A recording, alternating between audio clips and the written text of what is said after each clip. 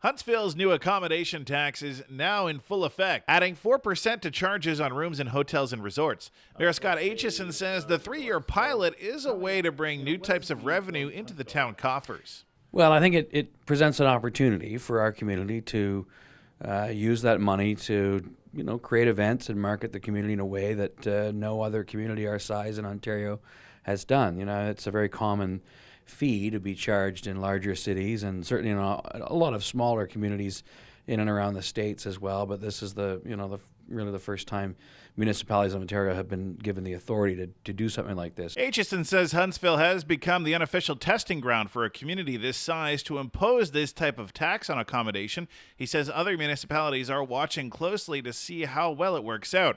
He adds the new accommodation tax will primarily take much of the responsibility off the backs of citizens who live and work here year-round. One of the things that I think is important about this is it will generate new revenue that doesn't come off the backs of the property taxpayer. I think that it's safe to say that property tax is generally a regressive form of tax, and it's being used today for things that it was never intended for.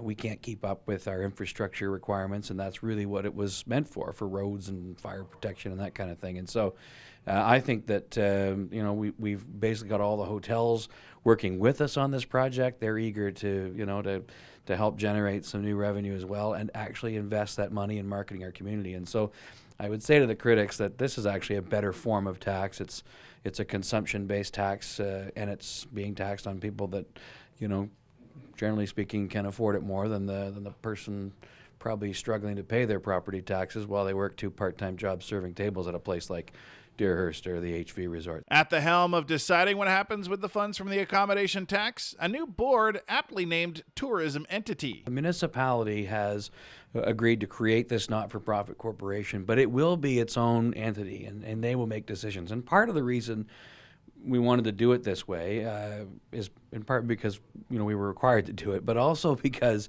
it makes sense. I've said all along that the municipal council has been making decisions about which events to host and what will put heads in beds, and frankly, politicians are not the best people to make those decisions. The people that run the hotels are far better qualified to tell us what events and what activities they should be investing in to make sure that will bring people to the community and put heads in beds. So they will make a lot of those decisions, and we want to make sure that they have the opportunity to sort of set the course, and they'll be meeting.